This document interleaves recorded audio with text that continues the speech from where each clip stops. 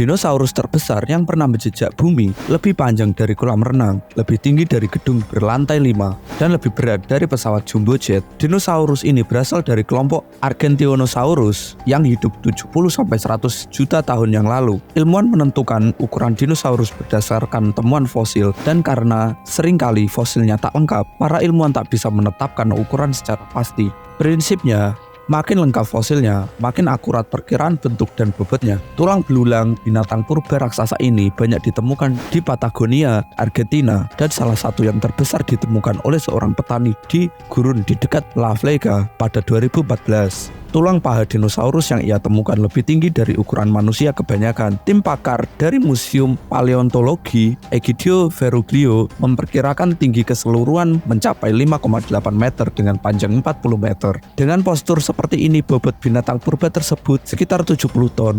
Ia belum punya nama resmi dan hanya disebut sebagai Titanosaurus karena ukuran badannya yang super besar.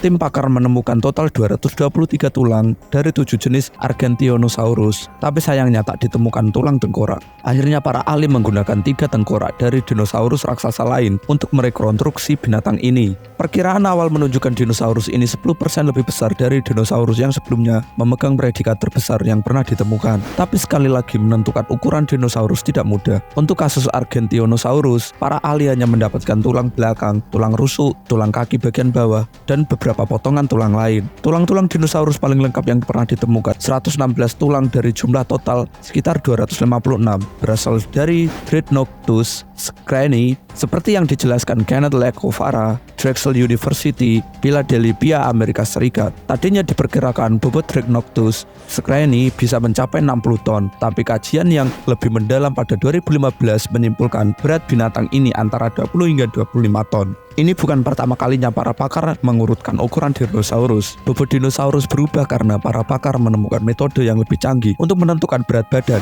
Meski tetap saja belum disepakati satu standar yang baku, teknik terbaru bisa dikenal mendasarkan perhitungan bobot pada model virtual. Jika kerangka tulang tidak lengkap, maka akan disisipkan tulang dari jenis dinosaurus terdekat. Mode kerangka ini kemudian diisi dengan organ, otot, dan kulit, yang kesemuanya didasarkan pada struktur kadal burung dan buaya yang hidup dewasa ini.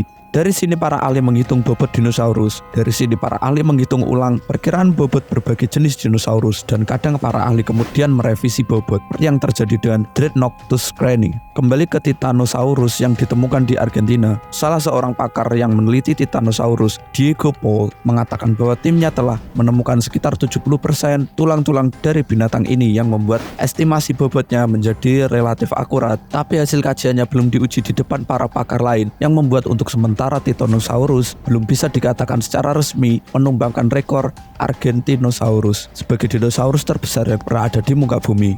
Yang menarik adalah Paul mengatakan Titanosaurus yang ditemukan di Patagonia diperkirakan mati muda, yang berarti ada kemungkinan bobot maksimalnya bisa lebih berat lagi. Demikian video kali ini. Jangan lupa tulis pendapat di kolom komentar.